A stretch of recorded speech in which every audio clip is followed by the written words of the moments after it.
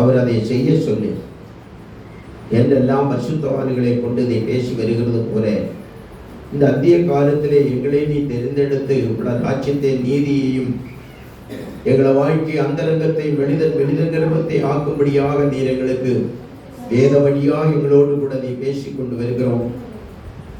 எங்களை குறித்து நீ உத்தரவாதம் உள்ள ஒரு தேவனாய் இருக்கிறபடினாலே நம்முடைய வார்த்தையிலே நாங்கள் நிலைத்திருக்க கர்த்தர் கிருபை செய்யும். இயேசுவின் நாமத்தில் வேண்டிக் கொள்ளுகிறோம் ஜீவனுள்ள நல்ல பிதாவே. ஆமென். வாசிக்கலாம். ஆதியாகமம் புத்தகத்துக்கு வருவோம். ஒரு 4 மனிதர்களை நான் இன்னைக்கு பார்க்க போகிறேன். எத்தனை மனிதர்களே? 4 மனிதர்கள். தேவனால் தெரிந்து கொள்ளப்பட்டவர்கள், தேவன் பொறுப்பை கொடுத்திருந்த மக்கள், மிகுந்த எதிர்பார்ப்போடு கூடி அவர்கள் மேலே கர்த்தர் தரிசனம் உள்ளவராய் இருந்தார்கள். ஆகவே நாம் சில காரியங்களை பார்க்கிறோம். ஆதியாகமம் 4ஆம் அதிகாரத்துக்கு வாங்க.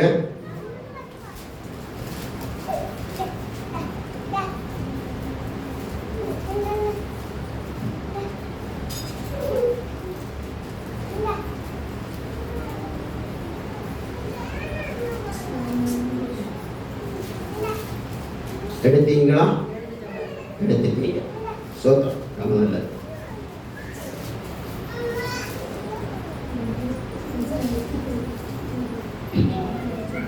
5ஆம் வசனத்தை வாசியுங்கள்.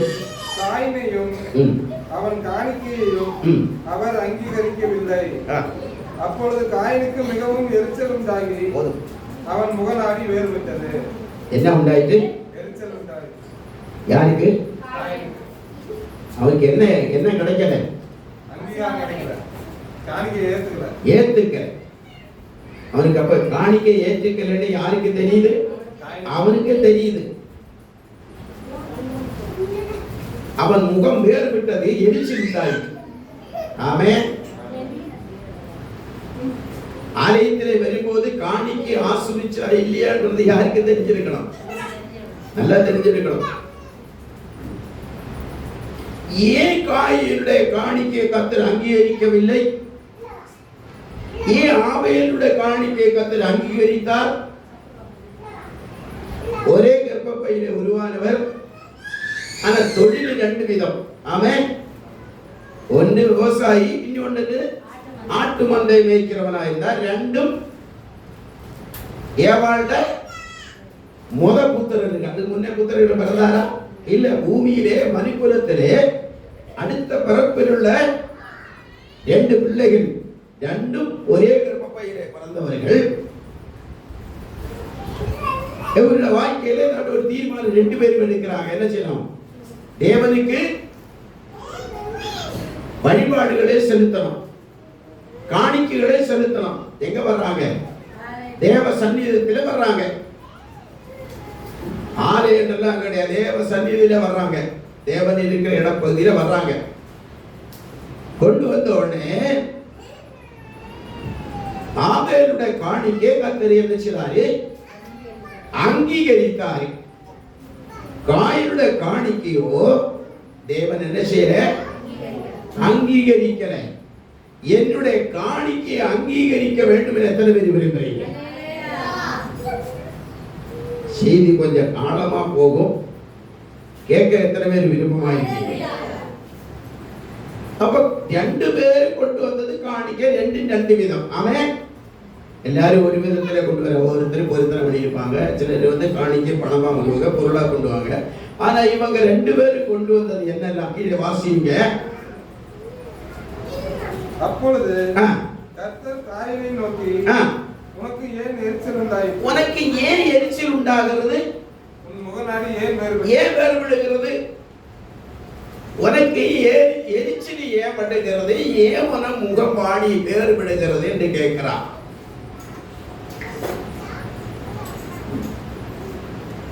ஆலயத்துல காணிக்கை செலுத்தி சந்தோஷமா போகணும் தானே விரும்புவாங்க, மகிழ்ச்சியா தானே விரும்ப போகணும். ஆனா ஆண்டவர் அவங்கள 2 விதத்திலே ஆஸ்வதிக்கிறார். ஒருத்தரை ஆஸ்வதிக்கிறார், ஒருத்தரை என்ன ஆசுவாதம் இல்லாதபடி அவன் அங்கே ஒரு பிரிவினை உண்டாகிறது. அல்லேலூயா. ஏன் ஆண்டவர் ஆஸ்வதிக்கல? ஏன் காயினுடைய ஆசீர்வாதத்தை ஏற்றுக்கொள்ளாம இருந்தது காரணம் என்ன?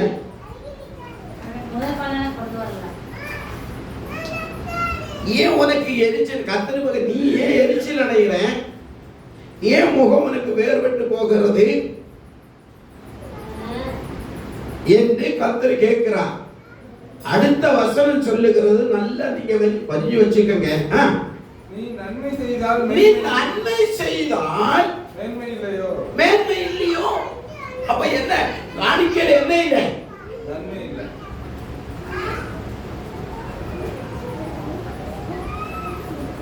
அப்ப தேவன் எதை எதிர்பார்க்கிறார்? நன்மை எதிர்பார்க்கிறார். காணிக்கையில் நன்மை எதிர்பார்க்கிறார், உண்மை எதிர்பார்க்கிறார். ஹல்லேலூயா. என்ன எதிர்பார்க்கிறார்? அவன் கொடுத்ததிலே தேவனுக்கு பிரியமில்லை, அதுல நன்மை இல்லை, பாவமும் இருந்தது. நீ நன்மை செய்யாதிருந்தால் பாவம் வாசற்படியில் படுத்திருக்கும்.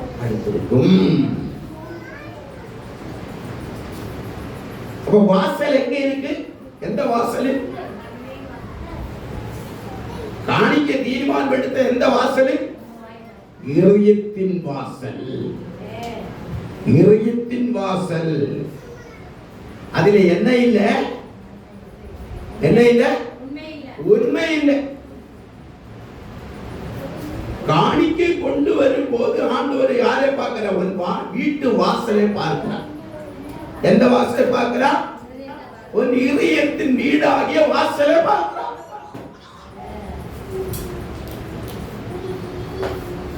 காயினுடைய வாசலை பார்த்திருக்கிறான், ஆபேலுடைய காணிக்கை பார்த்திருக்கிறான். ஆனா காயினுடைய வீட்டு வாசலே பாவம் என்ன செய்திருக்கு? படுத்திருக்கு. எங்க படுத்திருக்கு? வாசலிலே படுத்துகிறான். நீ ஏன் எரிச்சல் அடைகிற? நீ நன்மை செய்தால் ஏன் உனக்கு இப்படி வரணும் என்று கேட்கிறார். அல்லேலூயா. ஆகவே அவனுக்கு என்ன உண்டாயி? கோபம் உண்டாகிவிட்டது. இந்த காணிக்கையிலே ஆசீர்வாதம் வர உண்டாயி அவன் என்ன உண்டாயிட்டு? கோபம். ஒரு மனுஷனுடைய ஆசீர்வாதம் நடைபெறும் போது கோபம் எங்கெல்லாம் வரும்?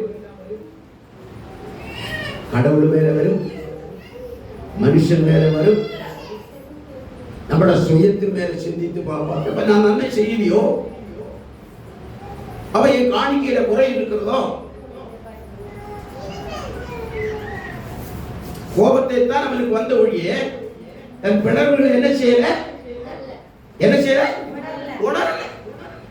கோபத்தை தான் கொண்டு வந்த ஒழிய காணிக்கையோட விலைவீரத்தை கர்த்தர் கொடுத்த வெறுதாம சிந்திக்கிற ஒழிய உன் வீட்டு வாசல்ல பாவம் கிடக்கிறது அது என்னன்னு ஆராய்ந்து பார்க்கல. அவனுடைய இருதயம் கோபத்துக்கு ஆளாகிவிட்டது, முகம் மாறி போய்விட்டது. அல்லேலூயா. அவனுக்கு எரிச்சல் உண்டாகிவிட்டது. கொண்டு வந்த காணிக்கையிலே ஆசீர்வாதத்துக்கு பதிலாக காயினுக்கு கிடைச்சது கோபமும் எரிச்சலும். பாவத்தினுடைய வாசப்படியை திறந்து கொடுத்தான். அல்லேலூயா. அடுத்த வசனம் என்ன சொல்லுகிறது? அவன் ஆசை உன்னை பற்றி இருக்கும், நீ அவனை ஆண்டு கொள்ளுவாய் என்றார். காயின் தன் சகோதரனாகிய ஆபேலோட பேசினான். அவர்கள் வயல்வெளியில் இருக்கும் சமயத்தில் காயின் தன் சகோதரனாகிய இந்த வேறுபட்ட கோபம், இந்த எரிச்சலை எங்க கொண்டு வந்தீங்களா? இந்த வேத பகுதியை நீங்க ஏதாச்சும் மனம் திரும்பின உண்டா? ஆண்டவர்கிட்ட கேட்டதுண்டா? தன் பாவத்தை அறிக்கை விட்டானா? இல்லவே இல்லை. தன் பிழறுகளை உணர்கிறவன் யார்? வசனம் இருக்கா? இருக்கு. வாழ்வடைவான். அது உணர்கிறவன் யார்? தேவனிடத்துக்கு அவன் திருந்து தன் பாவத்தை அறிக்கை விடல, ஒப்பு கொடுக்கிறேன். என் காணிக்கை ஆசிரிக்கிலேயே அவனை ஆசிரிச்சதே அந்த கேள்விதான் அவனுக்குள்ள இருக்கிற இருதய கடினமாகி கோபத்தை உண்டு பண்ணி முகம் வேறுவிட்டு பிரிந்து அவன் சதிகாரனாக மாறத்தான் திரும்ப ஒழிய தேவனிடத்தில் திரும்ப. அப்படி என்றால் அப்படிப்பட்ட 3 பேரை பார்க்கலாம்.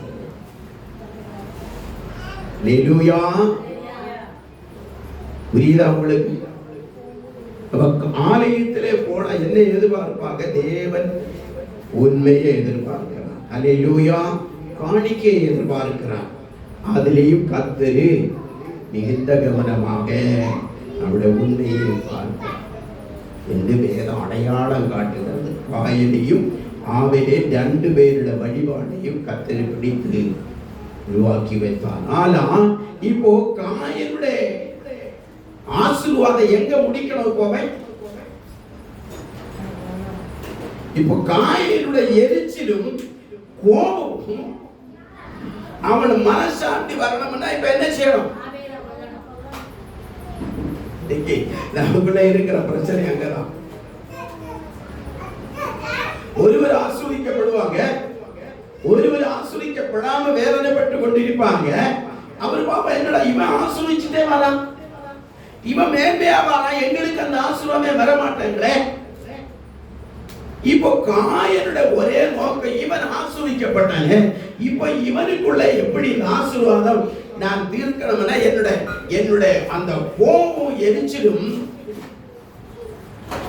எங்க கொண்டு வந்து இருக்கணும்? கர்த்தர் மேல் தீர்க்க முடியுமா? முடியாது. அவன் மனம் திரும்பலையே, தேவனிடத்தில் அறிக்கையிடலையே, ஆண்டவரிடத்தில் அவன் கேட்டதில்லையே, எங்கதான் படவு இருக்கு தன்னை தாழ்த்தவும் இல்லை, தேவ சமூகத்திலே அவன் நாடவும் இல்லை. ஆனால் அவனுடைய இருதயம் முழுவதும் கர்த்தரை விட்டு இந்த பாவத்தினுடைய கீழ்ப்படியாமை உள்ள இருதயம் முரடாக மாறி யார் மேலே விலே? நம்பி மேலே, ஆவேலு மேலே சாடி விட்டது. அவன் நைசா என்ன செய்றாங்க? இந்த 16 தாகத்தை தீர்க்கிறதுக்கு வயல்வெளியிலே கூட்டி கொண்டு போகிறான். அல்லேலூயா. இது கர்த்தர் பாப்பார்ல, பாப்பாங்க இல்லையா? காணிக்கை பார்த்தாரு, ஆசீர்வதித்தாரு, காயினுடைய முகம் பார்த்தேன். அவன் எடுக்கிற கோபத்தை கர்த்தர் தான் வெளிப்படுத்தார். நீ ஏன் நன்மையை செய்திருந்தா உனக்கு இது வந்திருக்கு. அப்ப உன் வீட்டு பாவம் உன் வீட்டு வாசல்ல என்னதுக்கு காணிக்கை கொடுக்கிற ஒவ்வொருத்தரும் உணர்ந்து பார்த்துக்க. என்னைய சேர்த்தாங்க, உங்களை மாத்திரம் நான் எப்போ சொல்லுவேன், நீங்க அங்க உட்காந்துருக்கீங்க, நான் இங்க நிக்கிறேன், அவ்வளவுதான் வித்தியாசம். அவன் பக்கத்தில் இருக்கிற அவர் சொல்றாங்க, அவ்வளவுதான். அவருக்கு கொண்டு நிப்பாட்டி வச்சிருக்கிற காலம் வரைக்கும் அவரை சொல்றது சொல்லித்தான். அல்லேலூயா. ஆகவே அவருடைய பிளவுகளை கர்த்தராகிய தேவன் அறிந்து சொல்லுகிறார். அடுத்தது காயினுடைய என்ன முடிவு? வாசிங்க. கர்த்தர் காயினை நோக்கி, உன் சகோதரனாகிய ஆபேல் எங்கே என்று கேட்கிறான். இப்ப வயல்வெளியில அவன் தள்ளி போற, அவனை கொண்டு போய் மரணத்தை கொண்டு போய் புதைச்சி வச்சான். இப்ப கர்த்தர் கேட்கிறான், உன் சகோதரனாக ஆபேல் எங்கே? அதற்கு அவன் நான் அறியேன். என் சகோதரன் இப்ப பொய்யனாயிட்டனா? இந்த இதயத்தின் வாசலில் கிடைக்கிற பாவம் அவனை என்னெல்லாம் தூண்டுகிறது? மரணத்தை கொண்டு வந்தான், தேவனிடத்திலே பகை வாங்கி விட்டான், அவனுடைய ஆசீர்வாதம் நின்று போயிட்டது, சகோதரனை கொலை செய்தது. இப்ப கர்த்தர் கேட்கிறான், ஆபேலி எங்கே? அங்கேயும் தேவனுக்கு முன்பதாக போய் சொல்லிட்டான். சந்தோஷமா இருக்கீங்களா? அங்கே என்ன சொன்னாங்க? போய் சொல்லிட்ட. நான் அறிய எவ்வளவு தேவனை மறைச்சு நான் அறிய. ஐயா, காணிக்கு ஆசுதிக்கல பாவம் கிடைக்கும் தேவனுக்கு தெரியாதா? ஆவேல நீ எங்க கொண்டு போய் வச்சு என்ன செஞ்சேன்னு தேவனுக்கு தெரியுமா தெரியாதா? தெரியும். ஆனா அவருக்கு மேல இவர் உத்தரவா சொல்ல, நான் அவனை அறிய. சில நேரங்களை ஏதை கொண்டு தெரியாது, நான் அறிய. அங்கே கேட்பார், அவர் எங்க உன் வாயில் என்ன வருகிறது பார்க்கிறான். விசாராஷம் அறிய வேண்டாம். அடுத்தது, என் சகோதரனுக்கு நான் காவலாளியோ. அடுத்த ஒரு பொய், அடுத்த ஒரு இருதய கடினம். நல்லா பார்த்துக்குங்க. அல்லேலூயா. அவனோட கோபம் எதெல்லாம் கொண்டு வருதுன்னா, அந்த கோபத்தினால என்னெல்லாம் வாயில் வார்த்தைகளை வருகிறது. நல்லா யோசிச்சு பாருங்க. அந்த ஆசீர்வாதம் இவனுக்கு கிடைக்காம போனேனால சகோதரர் மேல கொலை மாத்திரமல்ல, எத்தனை வைராக்கியமான பொய் யாரு மேல சாத்துறாங்க. கர்த்தர் கேட்கிற கேள்விக்கு பொய் சொல்லிட்டு இருக்கிறான். விளங்குதா உங்களுக்கு? நான் அவனுக்கு வேலைக்காரன், நான் அவனுக்கு காவலாளியா, அவனை எனக்கு தெரியாது. கர்த்தர் விடுவாரா? அடுத்தது வசனம் சொல்லுகிறது, என்ன செய்தாய்? என்ன செய்தாய்? உன் சகோதரனுடைய ரத்தத்தின் சத்தம் பூமியிலிருந்து என்னை நோக்கி கூப்பிடுகிறது. வளைக்க முடியுமா? நீங்கள் யாரும் ஆராதிக்கிற தேவனுக்கு உண்பதாக சகலத்தை வெட்ட வெளிரங்கமாயிருக்கும். ஆனால் நம்முடைய இருதயம் கத்திருப்பார். அதன் அடிப்படையிலே இவ இருக்கிற நீங்க வேற எத்தனை பேர் எல்லாருக்கும் ஒரு செய்தி தொடப்படாவிட்டால் ஒருவருக்காகவும் என் வாழ்க்கையில ஒரு உங்களை தொடப்படுகிற கூடிய ஒரு பிரசங்கமாக இருக்கும். எங்க நீங்க செய்தி கேட்டாலும் சரி, எனக்குரிய அல்ல என்று சொல்ல, எனக்குரிய என்று சொல்லத்தக்கதாக ஒரு ஆத்மா நிச்சயமா இருக்கும். அல்லேலூயா. எனக்குரிய செய்தி அல்ல என்று சொல்லுகிற நடுவில் இது என்னை குறித்து தான் பேசுகிறேன் என்று சொல்லக்கூடிய ஒரு ஆத்மா நிச்சயமாகவே அவட பரிவியிடத்தில் நிச்சயமாக இருப்பார்கள். ஆனால் அதை கேட்ட நீங்களின் நாளும் தவிர்க்கவே கூடாது.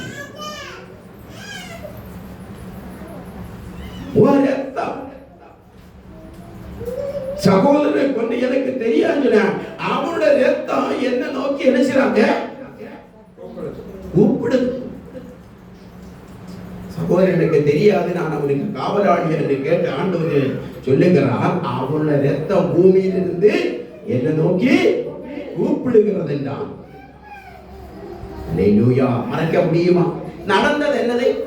காணிக்கை பிரச்சனை, ஏற்றத்தாழ்வு பிரச்சனை. உன் காணிக்கை ஆசிரிய, என் காணிக்கை ஆசிரியக்கே. அப்ப நீ யார்கிட்ட கேட்கணும்? கர்த்தர்கிட்ட கேட்கணும். ஆண்டவரே, ஏன் காணிக்கை ஆசிரியக்கல? உங்க காணிக்கை நீங்க ஆசிரித்து ஒரு ஆசீர்வாதத்தோட கடந்து வர ஆசிரியக்கல சொல்லி போறவங்க யார்கிட்ட போய் கேட்கணும்? கர்த்தரிடத்திலே. என்னோட வாழ்க்கை ஆசீர்வாதம், என்னோட கையும் பிரயாசம் ஆசீர்வாதம் அல்ல, நான் செலுத்தின காணிக்கை ஆசீர்வதிக்கப்படல, நான் கொடுக்கிற காணிக்கைகளை ஆசீர்வதிக்க வேண்டுமா? உள்ளம் பார்த்து ஆசீர்வதிக்கணுமா? இப்போ ஆண்டவருக்கு அவங்களோட காணிக்கையில பிளவு இருக்கிறது,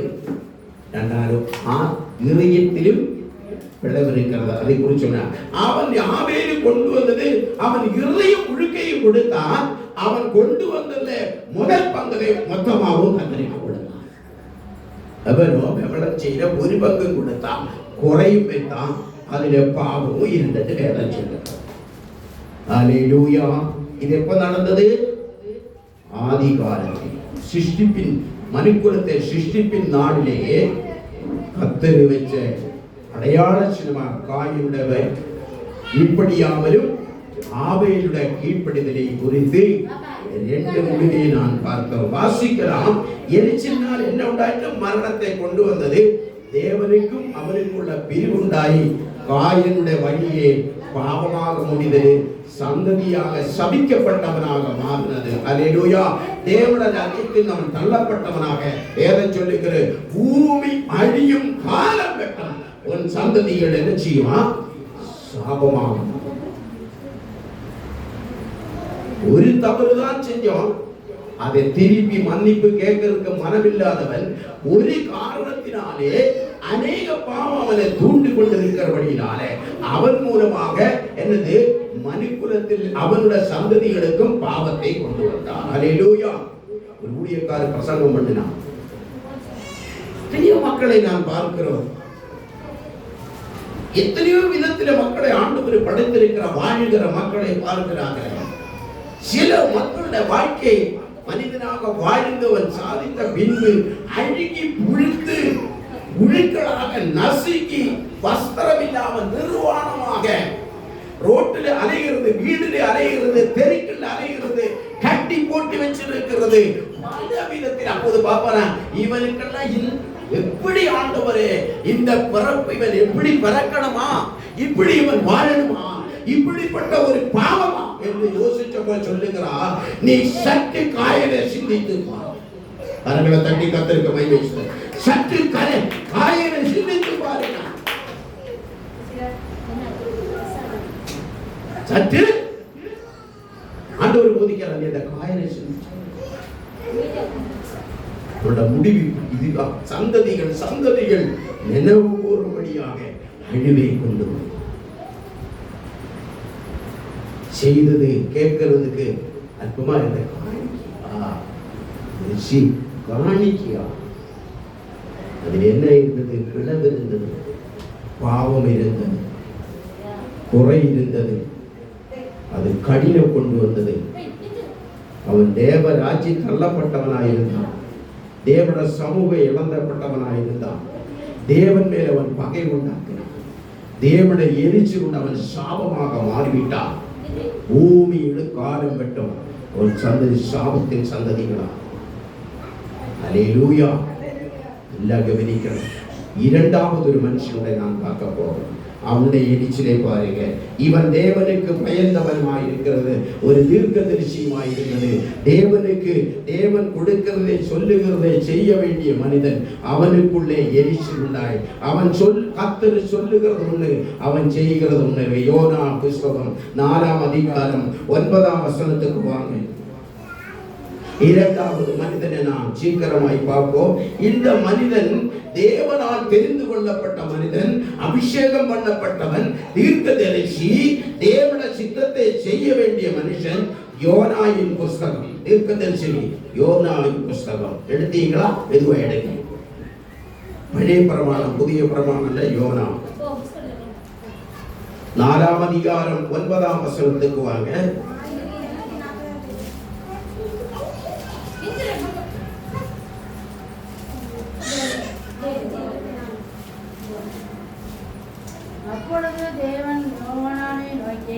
அப்பொழுது தேவன் யோனாயை நோக்கி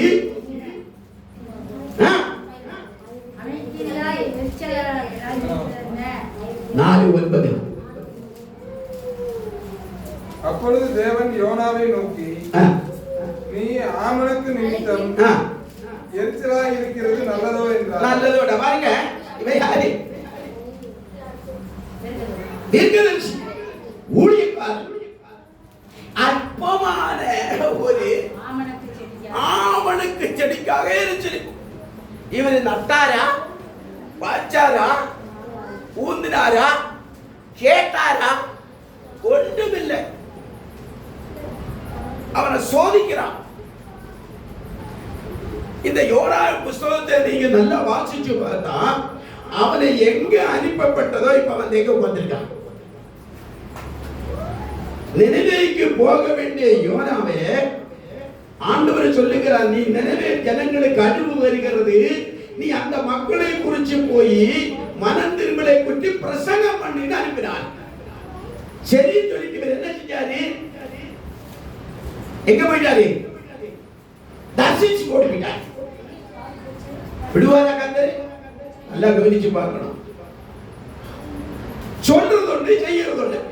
யார்கிட்ட சொன்னாரு? கர்த்தர் யார்கிட்ட சொன்னாரு? எங்க போய் சொன்னாரு? நினைவே போக சொன்னாங்க. 1,20,000 ஜனங்களுக்கு மீட்டி கிடக்கிறது. அந்த ஜனங்களே அழிவுக்கு நேராக வரப்போகிறதா, அவர்களை என்ன செய்யணுமா? நான் காப்பாற்றலாம். புரிஞ்சுக்கோங்க, தேவட வேலை என்ன? ஜனங்களை காப்பாற்ற, அழிவுக்கு அல்ல, காப்பாற்ற வேண்டிய அந்த ஜனங்களே அழிய, ஆடு மாடுகள் அழிய போகிற நிலைமை இருக்கிறது. நீ அவர்களுக்கு நேராய் போய் என்ன செய்யணும்? மனம் திரும்புகளே என்று சொல்லி பிரசங்கம் பண்ணலாம். இப்படிதான் என்ன செய்தாங்க? இவனை நீ தர்சிச்சுக்கு போக சொல்லல, நினைவேக்கு போக சொன்னான். என்ன அதிகாரம் கொடுத்தா? ஜனங்களை ரட்சிப்புக்குள்ள நடத்தணும், தேசத்தில் வருகிற அழிவை எச்சரித்து பிரசங்கம் பண்ணணும்னு சொல்லி, நீ நினைவேக்கு போங்கப்பா அப்படின்னு சொல்லி அவனை அனுப்பினான். அவன் நேர எங்க போறான்? நேரே துறைமுகத்து வந்து தர்சிச்சுக்குள்ள கப்பல் ஏறினான். பின்னாடி யாரு போவான்? கர்த்தர் போவார், கர்த்தரோட சமூகம் போவார். இன்னைக்கு கேட்டுக்கொண்டிருக்கிற நீங்கள் நானும் பிரசங்கம் பண்ணுகிற என்னையும் அப்படின்னு சொல்லுகிறான். உம்மை கூட தான் கர்த்தர் இருப்பார். என்ன செய்யாரு, என்ன பேசுறாரு, என்ன செய்தாரு, கர்த்தர் எங்க இருப்பாரு? கூடவே தான் இருப்பார். அல்லேலூயா. அன்று சொன்னாரு, உலகத்தின் முடிவு சகல நாட்களும் யாரோடு கூட? ரட்சிக்கப்பட்ட ஜனமே, ஊழியக்காரனே, ஊழியக்காரியே, தேவ ஜனமே, உன் விருப்பத்தின்படி அல்ல, என் விருப்பம். உலகத்தின் முடிவு சகல நாட்களில் நான் உங்களோடு கூட இருப்பேன்னு சொன்னவரு யோனாயை அனுப்பிட்டு அவர் உருவாக்கிருப்பாரா? அவரை ஆவி பின் செல்லும். நீ எங்க போனாலும் ஆவி பின் செல்லும்.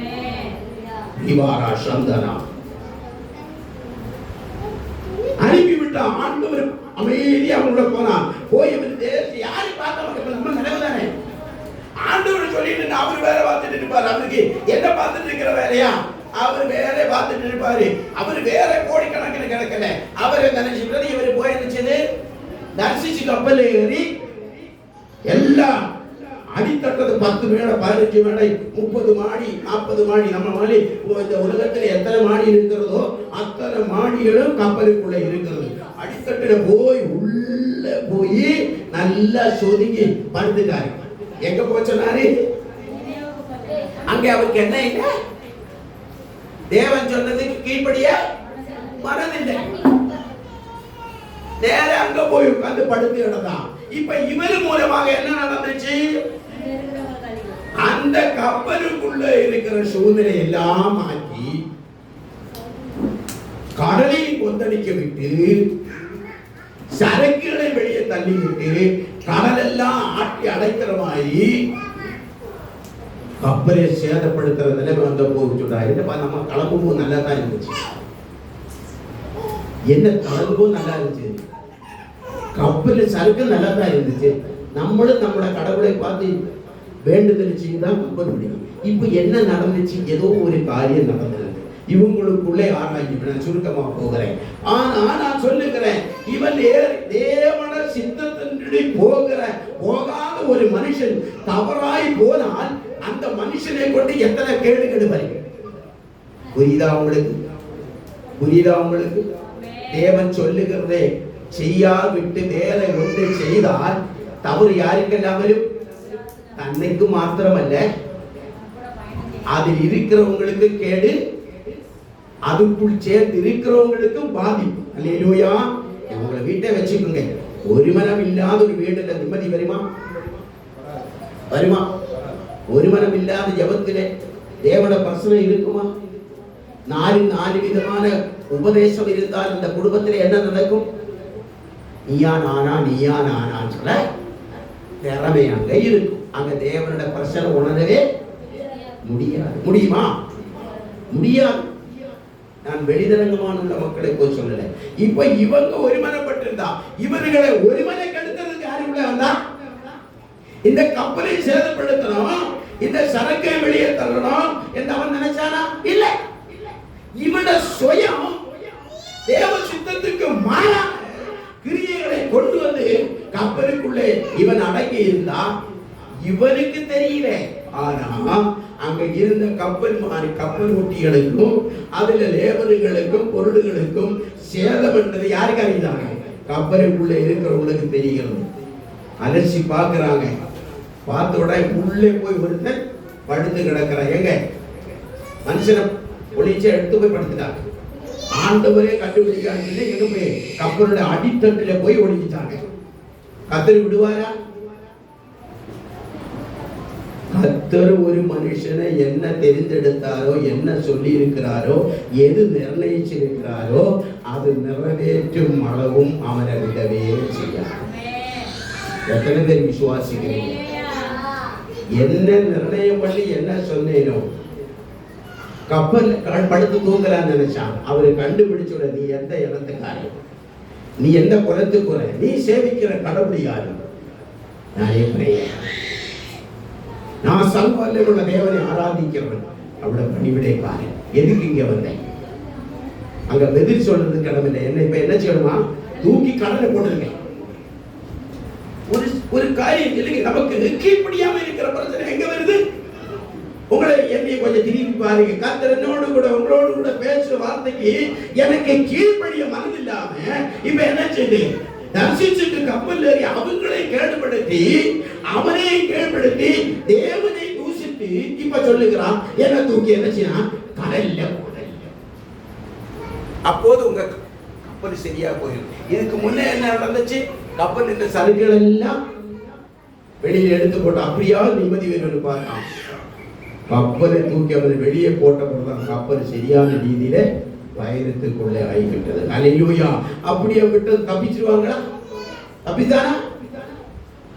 ஒரு கீழ்ப்படியாம நம்ம ஒரு நேரத்தில் ஒருவேளை நமக்கு நல்லதான் இருக்கும், ஒன்னும் பிரச்சனை வரலையே, நல்லதானே இருக்கு, நம்ம செய்யறதெல்லாம் வாய்க்குது இல்ல, நம்ம சொல்றதெல்லாம் நடக்கல, ஒன்னும் வரலையே. நான் தேவனுக்கு தேர்ந்தெடுக்கப்பட்டவர்கள், ஒப்பு கொடுத்தவர்கள், தேவனுக்கு வாழ்வர்கள், தேவனால் முன்குறிக்கப்பட்டவர்கள், தேவ சித்தத்தை செய்ய வாஞ்சிக்கிறவர்களுக்கு நிச்சயமா இருந்துச்சு. தேவன் சொன்னார், மாற்றி சொல்லி செய்வோம் என்றா இப்படிப்பட்ட பாதிப்போடு உடனே என்ன ஆண்டவர் தெரியும், இவன் போற பாதை சரியில்லை, நீ போய் மாட்ட போற, நீ விழ போறா, நீ தூக்கி கடல்ல போடுவேன், அங்கேயும் பாவம் பாருங்க. அது எரதேடி தின்னு மீன் குடி நல்லா தின்னு எடுத்து கொடுத்து பிறந்த கிடந்த ஒரு மீனையும் பாதகமாயிட்டு யாரு பாத்துங்க, நம்மள கீழ்ப்படியாமல இப்ப யாருக்கு கடல்ல கிடக்கிற மீன் வரைக்கும் இப்ப இவரை தாங்கணும். புரியுதா? ஹலோ, யாரோ ஒரு ஆள் இதை கூட்டி வெளியே கொண்டு போங்க. நல்ல கவனிங்க. இந்த கீழ்ப்படியாம இப்ப இந்த 3 நாளைக்கு இந்த மீனோட வாயில யாரு சிக்கிருச்சு? யோனா. இப்ப யாருக்கெல்லாம் கீழ்ப்படியாம காரணம், மீனுக்கு 3 நாள் சாப்பிட முடியாது, இவரை கப்பி விட முடியாது, கர்த்தர் தான் கட்டளை இருக்கிறார். அப்போ யோனா கீழ்ப்படியல, மீன் கீழ்ப்படிதான். கரங்களை தட்டி கர்த்தருக்கு மகிமை. இந்த யோனாயை காப்பாத்த மீனுக்கு கர்த்தர் கட்டளை இல்லை, அது கீழ்ப்படியல. அது ஒன்றும் வசிக்காதபடி அது 3 நாள் இருந்து எங்க கொண்டு வந்தாங்க? மறுபடி எங்க கப்பல் ஏறினோ அதே நினைவு இடத்துக்கு கொண்டு வந்து வைப்பாங்க. அல்லேலூயா. அங்க சுத்தி நீ இத்தனை போராட்டம் போராடி மறுபடியும் நீ எங்க வரணும்? நீ சுத்தி எங்கெல்லாம் போயிட்டு வந்தாலும் தேவ சித்தோடு வச்சிருக்கிற இடத்துக்கு மறுபடியும் வந்துட்டாங்க. வருமா வராதா? வரும். கொண்டு வந்து அந்த மீன் கொண்டு வந்து கடல்ல கரைக்கலை கம்பி விட்டாங்க. அவளை எரிச்சினே. தேவனுக்குள் இருக்கிற பழைய பிரமாணத்தில் இருக்கிற தீர்க்கதரிசி ஊழியர்களை சொல்லுகிற யோனாவை போல எதிர்த்து நின்ற ஒரு ஊழியக்காரர் இல்லை. கர்த்தருக்கு எதிராக இருந்தவன், வாக்குவாதம் பண்ணினவன், எதிர்கேள்விகள், நான் செத்தாலும் பரவாயில்லை நான் முடிவெடுத்தவன். இவ்வளோ அலைஞ்சு திரிந்து உன்னை நினைவேலே கொண்டு விட்டுட்டு அவன் எழுப்பி வெகு தூரம் போய் வனாந்தரத்துல போய் அந்த வேர்க்கால வெயில் காலத்துல அவன் நடு மத்தியானத்துல இருக்கும் போது ஆண்டவர் அவனை கவனிச்சுக்கிட்டே இருக்கிறான். சரி, இது என்ன செய்ய போறான்? இவனை கொஞ்சம் உற்சாகப்படுத்த சொல்லி ஒரு ஆவணக்கும் செடியை அவர் வளர்த்தி விட்டான். இவன் நல்லா பார்த்தான். நைட்டு படுத்து கிடந்தா, நல்ல வெக்கையில குடில்ல படுத்து கிடந்தா, காரை பார்த்தா எனக்கு ஒரு நல்ல ஏசி, நல்ல ஒரு ஏசி மரத்தை ஆணுதல் பார்த்தா பரவாயில்லையா, அவன் இங்கே தூங்கிக்கிறோம். நல்ல தூங்கி இழைப்பார் இடத்துக்கு நமக்கு என்ன கிடைக்கும்? ஒரு ஆவணக்கு மரம் காத்து நமக்கு நல்ல மரம். மகரி பொழுது ராத்திரி ஆண்டவர் என்ன செய்தார்? மறுநாளிலே கொடுத்த ஆண்டவனே, சந்தோஷப்பட்டு இருக்கிறியா? நீ இந்த ஆவணத்துக்கு மேல ஒரு சந்தோஷமா இருக்கிறியா? அது மறுநாளிலே ஒரு புழுவை அனுப்பி அதை என்ன செய்தாரு? அதை குத்தி போட்டு படுக்க வச்சோம். காலையில பார்க்கிறான், ஒரு எரிச்சல் வந்து பார்த்தீங்களா? ஆவணத்திற்கு நல்லா தான் இருந்துச்சு, இது எப்படி சாஞ்சி போச்சு, வாடி போச்சு என்றெல்லாம் புறம்பிட்டு கோபம் வந்துச்சு. வாசிக்கலாம், வாசிச்ச பகுதிக்கு வாங்க.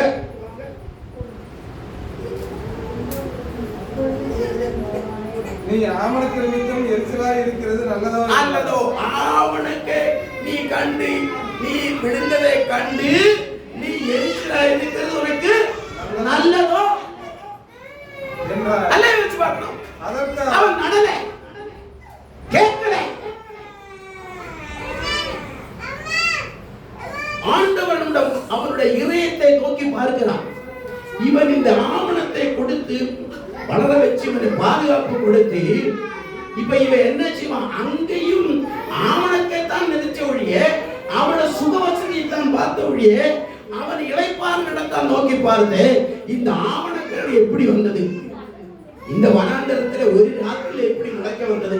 எப்படி எனக்கு நிழல் வந்தது? அவன் யோசிச்சதா இல்லை. நான் இந்த வாழ்க்கையை எப்படி வந்துச்சு யோசிச்சிருக்கேன். இந்த ரட்சிப்பு எப்படி வந்துச்சு யோசிச்சிருக்கேன். நான் யோசிப்பேன். நான் நிர்ணயிச்ச ஒரு ஓட்டம் அல்ல, நான் நியமிக்கப்பட்ட வாழ்க்கை அல்ல, நான் நிர்ணயிச்சு நிர்ணயம் பண்ணி பார்த்திருந்த வாழ்க்கை அல்ல எனக்கு கிடைச்சது. நல்லா புரிஞ்சுக்குங்க. அந்த ஆமணக்கன் விழுந்து போன உடனே அவன் ஆண்டவர் பார்க்கிறார், வாயில் என்ன வருவது? அவன் சொல்லுகிறான், அதற்கு அவன் நான் மரண பரியந்தமும் எரிச்சலாய் இருக்கிறது நல்லதுதான். பாத்தீங்களா எப்படி மனம் திரும்பினானா? நமக்கு சில நேரங்களிலே நம்மட சுயமன்ற மனுஷன் நமக்குள்ளே ஆடியே செய்கிற இருதய கடினம், பொல்லாத சிந்தனை விபரீதமாக வந்து முடிகிற காரியம் இருந்தாலும் நமக்கு என்ன முடிவு? நம்ம என்ன செய்தோம்? நம்ம நிர்ணயிக்கிற முடிவு விபரீதமாய் வந்து முடிகிறது. கர்த்தர் சொல்லுகிற காரியத்துக்கு கீழ்ப்படியாம இருந்தா வாழ்க்கையை விபரீதமாய் முடிகிறது. அப்படிதானே? மறுத்து பேச யாரா இருக்கீங்களா? கர்த்தர் ஒன்று சொன்னால் அது நிறைவேற்றுவதற்கு மனதில்லாதபடி சுயமன்ற ஆதித்தை எடுத்து ஓடினால் அது நமக்கு மாற்றமல்ல, மற்றவர்களுக்கும் அது விபரீதமாகத்தான் இருக்கும். அது இந்த அடையாளம் நீங்க பாருங்க. கப்பலுக்கு, சரக்குக்கு, மீனுக்கு தன்னுடைய எதிர்பார்ப்புக்கு விரோதமாக யோனா செயல்பட்டது கோபத்தை உண்டு பண்ணினார். அது மாத்திரமல்ல, தேவனுக்கு முன்பதாக கர்த்தர் கேட்கிற கேள்விக்கு நான் மரண பரியந்தம் கோபப்படுதே எனக்கு நல்லது என்று. அப்ப எந்த அளவுக்கு அந்த கீழ்ப்படியாம மனது அவனை ஆட்டிக் கொண்டிருக்கிறது. அல்லேலூயா. கீழ்ப்படியாது இருக்கிற எந்த மனுஷனுக்கும் இப்படிப்பட்ட கோபம் தான் வரி ஒழியே தேவனிடத்தில் மனம் திரும்பி இரக்கத்தை கேட்கிற ஒரு இருதயம். இந்த ரெண்டு பாகத்தை நம்ம வாசிச்சு வந்தீங்களா? வந்ததா? பாத்தீங்களா? வந்திருக்கிறதா? இல்ல இல்ல. தேவன் நோக்கி தன் பாவங்களை அறிக்கைட்டாங்களா? தன் பிறர்களை அறிக்கைட்டாங்களா? தன் மிஞ்சி போன காரியங்களை உணர்ந்தாங்களா? இல்ல. யாராவது உணர்ந்து சொல்லுங்க, வைத்து சொல்லலாமா? ஏன் எனக்கு சம்பவிச்சது? ஏன் நான் இங்க வந்து உட்கார்ந்து இருக்கிறது? ஏன் இந்த ஆவணக்கு மேல எனக்கு இந்த போராட்டம் வந்தது? இந்த ஆவணக்கு மேல எனக்கு எரிச்சல் வந்தது என்று ஆண்டவருக்கு கேட்குமே. நான் மரண பரியந்தம் கோபம் எரிச்சல் வரதே நான் நல்லது என்று நினைக்கிறேன். அப்படி சொல்லு. அப்படி என்றால் ஆண்டவர் அவனுக்கு என்ன பதில் கொடுக்கிறார்? வாசிக்கிறான். அடுத்த வசனம் சொல்லுகிறார், அதற்கு கர்த்தர். இப்போ யோனாய்க்கும் கர்த்தருக்கும் இவர் நீதிமான் ஆகிறார், இவர் நியாயாதிபதி ஆகிறான், இவருடைய சத்தியத்தை எடுத்து ஊதி அடிக்கிறான்.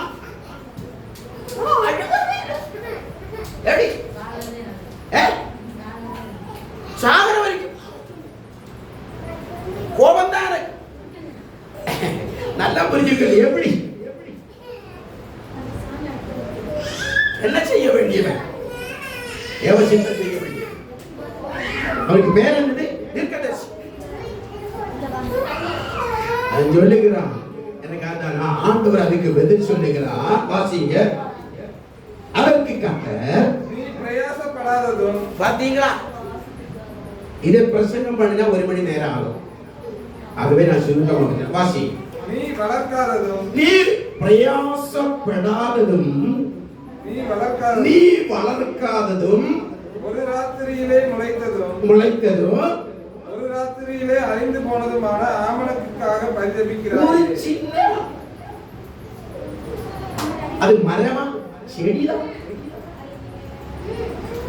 ஒரு ராத்திரில உன்னை ஒரு செடி கொடுத்து உன்னை சந்தோஷப்படுத்தி பார்க்கிற நீ இதிலே திருப்தியா இருந்து நீ எல்லாம் மறந்து உட்கார்ந்து நினைச்சிருந்தால் அதை கொஞ்சம் கை வச்ச உடனே உனக்கு என்ன வந்துச்சு?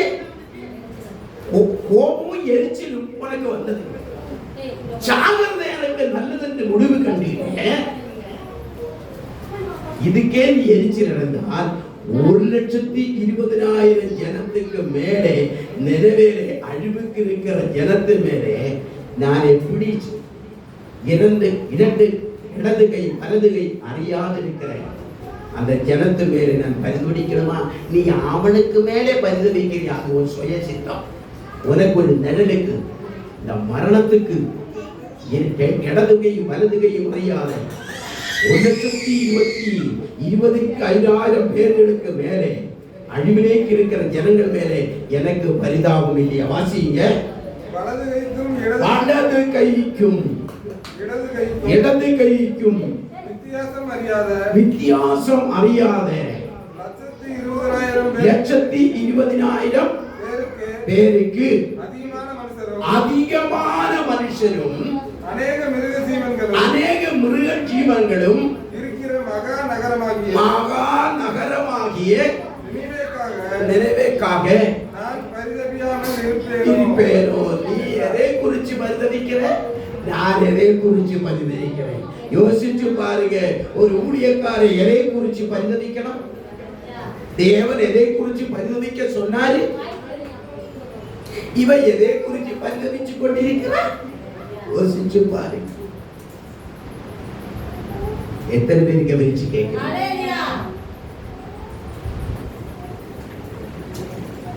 ஒரு ஊழியக்காரர் அனுப்பும் போது என்ன யாரோட சித்தம் செய்யணும்? தேவன் சொல்றது கேட்கணுமா? எங்க போக சொல்றோமோ அங்க போகணும். என்ன சொல்லுகிறாரோ அதை செய்யணும். இப்போ யோனாய்க்கு கொள்ள போராட்டம் பார்த்தீங்களா? இவர் யாராக மாறுறாங்க? தேவனுக்கு ஆலோசனை கொடுக்கிறாங்க. ஒரு நினைவே போக வேண்டிய உனக்கு அங்க வச்சு உனக்கு ஒரு ஆவணக்கண்ணை வளர்த்தி விட்டு உன்னோட சுகபோதகத்தை காத்திருப்பாங்க. சில நேரங்களிலே ஆண்டவர் சொல்லுவாரு, இந்தபடி போகப்பா, இது செய்யுங்கப்பான்னு சொல்லுவோம். கொடுத்துட்டு வேற வழி போவான்.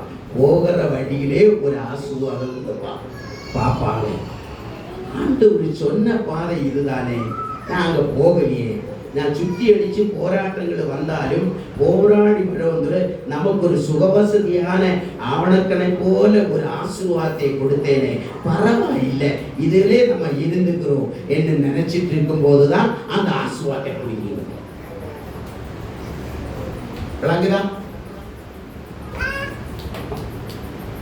ஆண்டவர் சொன்னதை ஒண்ணு அனுப்பி விட்டாரு. அந்த பாடுகள் எல்லாம் சகிச்சு ஒண்ணு வாங்கல. மறுபடியும் நான் நினைவைக்கு வந்துட்டேன். நினைவேல வந்து நான் உட்கார்ந்து இளைப்பாறு இடத்துக்கு போய் உட்கார்ந்து இடத்துல வெயில், மத்தியான வெயிலும் ஊத காற்றும் வெக்க காற்றினாலே என்ன செய்ய கதறிக்கொண்டிருக்கிற நேரத்துல ஆண்டவர் அவனை உற்சாகப்படுத்தி ஒரு ஆவணக்கண்ணை உறுதிப்படுத்தி அவனை தைரியப்படுத்தவனு என்ன செஞ்சா, பரவாயில்லை, இந்த அம்மா இங்கே இளைப்பாறு கொள்ளாமல் தன்னைக்குள்ளே ஒரு சந்தோஷத்தை தீர்மானம் விடுவாரா? ஓட வேண்டியது. நான் சொல்றது இங்க வளர்க்க முடியாது, நீ செஞ்சுதான் ஆகணும்.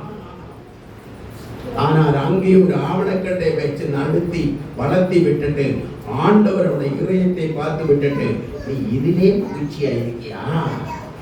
அதை புது வச்சு புத்தி எடுத்து விட்டுட்டு இப்ப நீ என்ன சொல்ல, ஆவணத்தை குடிச்சு எரிச்சிட்டு வந்த உடனே நீ இதுவே எரிச்சிலன்னா இந்த மக்களை குறிச்சு எனக்கு எப்படி இருக்கணும்? சில நேரங்களிலே நம்மளோட ஆசீர்வாதம் 2-3 விதத்தில் வரும், அப்படித்தானே? ஒன்று தேவனால் அனுமதித்து வரும், ஒன்று தேவன் அனுமதித்து கொடுத்துட்டு சொன்னதை செய்யாதபடி ஒரு ஆசீர்வாதத்தை கொடுப்பார். ஆண்டு ரெண்டும் நம்மளோட கையில் இருக்கும். மூன்றாவது சொல், நான் சொன்னதை நீ செய்ய, நீ அங்கதான் போகணும். புரியுதா அவங்களுக்கு? ஆண்டவர் ஆசீர்வாதத்தை கொடுப்பாரு, குடுங்கி வைப்பாரு. குடுங்கி வச்சுட்டு உனக்கு கொடுத்த வாழ்க்கையில வாக்குறுதி, நான் சொன்னதை நீ செஞ்சியா? ஆண்டவர், நீ ஆஸ்வதிக்கப்பட்ட இப்படி இருந்துகிட்ட, எனக்கு பிரச்சனையே எல்லாம் வந்துருச்சு. ஆனா அதை புடுங்கிட்டு கர்த்தர் சொல்லுவாரு, நான் சொன்ன இடத்துக்கு நீ என்ன செய்யல, போகல, நான் சொன்னதை நீ செய்யல. ஆசீர்வாதம் கண்ட உடனே ஆவணக்கண்ணை கண்டு மகிழ்ச்சியா இருந்தது போல சில நேரங்களிலே சில காரியங்களிலே நமக்கு ஆசீர்வாதம் பார்த்த உடனே நமக்கு என்ன வரும்? திருப்தி வரும். ஆனா அது தேவன திருப்தி, நம்முடைய திருப்தி அல்ல, தேவன திருப்தி அல்ல. தேவன திருப்தி நம்முடைய திருப்தியா இருக்கும். ஆனா நம்முடைய திருப்திக்கும் தேவன திருப்திக்கும் வித்தியாசம் உண்டு. அவர் சொல்லி செய்து நாம் இருக்கிற திருப்தி நிரந்தரமானது. மிஞ்சி செய்கிற விசுவாசம் உள்ள ஆசீர்வாதத்துடைய பொசிஷன் அது சாபமானது. அல்லேலூயா. கொடுத்து வைக்கலையா, நான் வைக்கலையா, நான் ஒண்ணுமே செய்யல, இந்த ஆசீர்வாதம் இருந்துச்சு பரவாயில்லையா, நம்ம உட்கார்ந்து கத்து ஆசீர்வாதம் சொல்லுங்க. நான் விதைக்கவில்லை, தேடவில்லை, அறுக்கவில்லை, மறுக்கவில்லை, நடவில்லை, ஒண்ணும் செய்யல, நானே பார்த்தா அவருக்கு அப்படி நிற்கிறோம். அல்லேலூயா. சில நேரங்களில் நம்ம ஜெபித்தா என்ன, ஜெபிக்காவிட்டா என்ன, தேடுனா என்ன, தேடாவிட்டா என்ன, நம்மளோட வீட்டு வாசல் நிறைஞ்சுதானே நடக்க, ஒண்ணும் பிரச்சனை இல்லை. அதிலே ஒரு குத்தும் போதுதான் ஐயோ அன்னைக்கு கர்த்தர் சொன்னதை நான் செய்வேன்.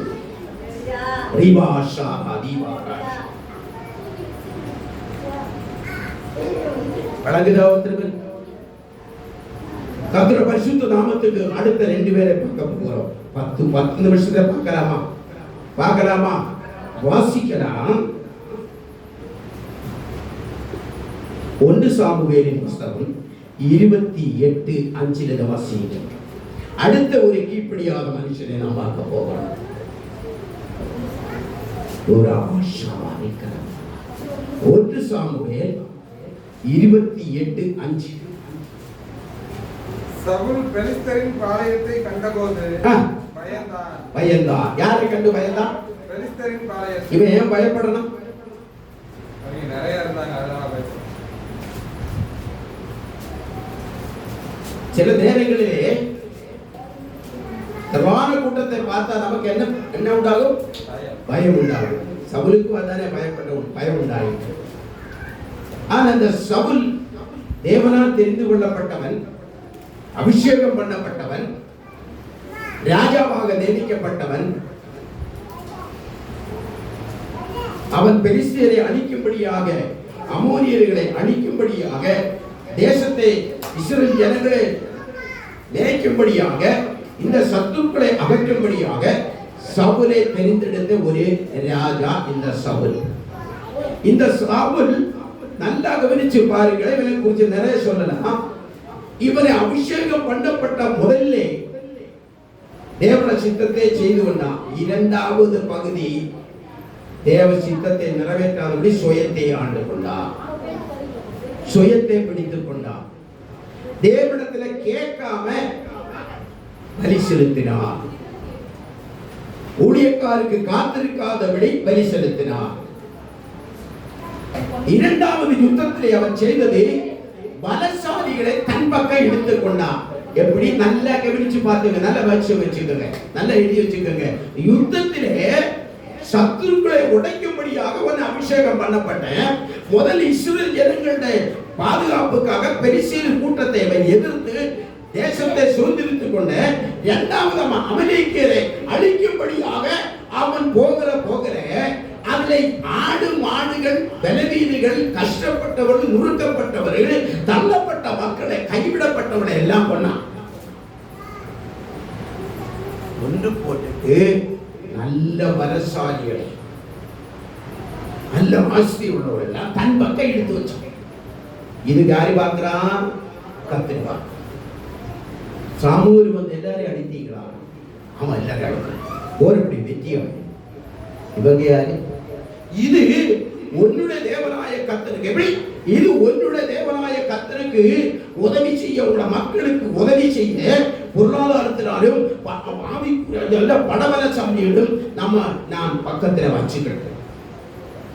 சில நேரங்கள் அப்படிதான் ஆவிக்குரியவராக நம்ம சில பலசாலிகளை தேவனுக்கு பிரியமில்லாத பலசாலிகளை யாரெல்லாம் வச்சிருக்கீங்க?